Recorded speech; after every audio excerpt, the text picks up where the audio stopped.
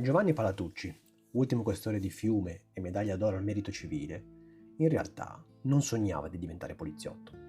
All'università studia da magistrato, ma non si abilita alla professione, così si arruola da commissario. Finisce in servizio a Genova nel 1937, ma commette l'errore di rilasciare un'intervista a un giornale locale in cui contesta il fatto che i commissari di polizia, come lui, restino chiusi in ufficio invece che andare in strada a lavorare. Il governo fascista lo individua e medita di cacciarlo, poi sceglie di trasferirlo all'altro capo del paese, a Fiume, in Istria. Dovrà però occuparsi di ufficio stranieri, un compito di poco conto dove non potrà fare danni.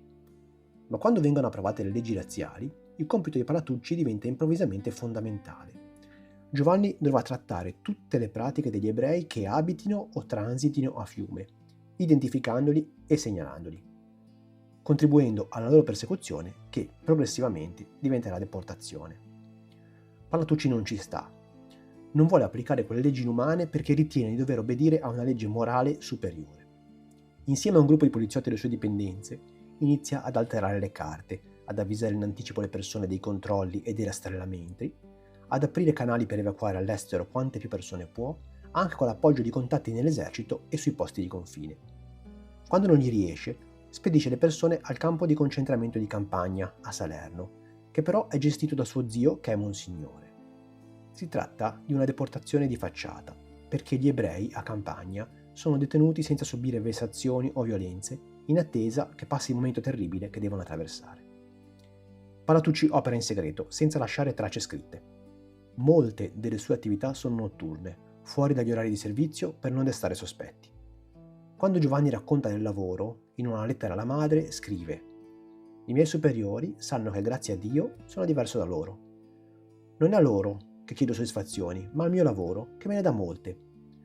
Ho la possibilità di fare un po' di bene e i beneficiati da me ne sono assai riconoscenti. Nel complesso riscontro molte simpatie. Di me non ho altro di speciale da comunicare». Dopo il 1943, però, la pressione su Palatucci cresce.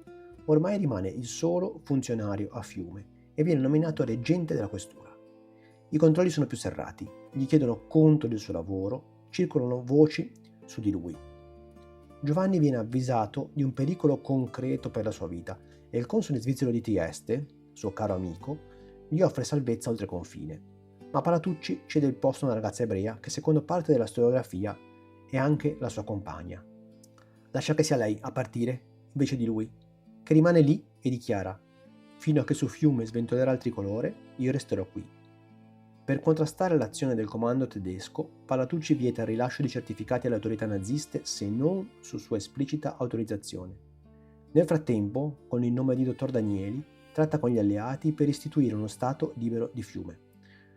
Proprio questo progetto, unito alla delazione da parte di qualche spia, porta al suo arresto da parte dell'SS con l'accusa di tradimento il 13 settembre 1944.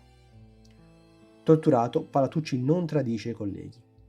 Il 22 ottobre 1944 viene trasferito a Dachau e il 10 febbraio del 1945 a Dachau muore, a soli 36 anni, probabilmente per un'epidemia di tifo.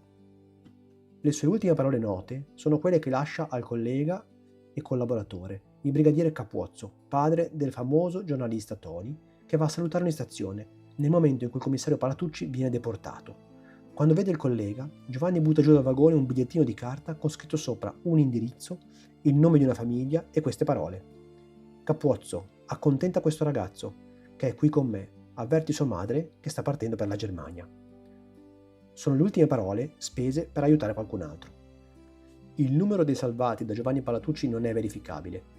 Si è arrivati a parlare di 5.000 persone, un numero probabilmente eccessivo. Il dato certo oggi non è calcolabile perché le carte e gli archivi con cui lui e i colleghi gestivano l'aiuto alla popolazione sono stati distrutti o manomessi.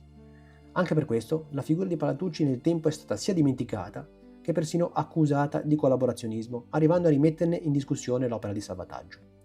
Nel 2013 lo Yad Vashem di Israele, però, dopo una lunga e nuova analisi dei documenti, ha respinto ogni accusa contro Palatucci, dichiarandola insussistente e priva di fondamento, e ha confermato per lui il titolo di giusto tra le nazioni, la massima onorificenza che spetta a non ebrei che abbiano salvato persone durante la Shoah.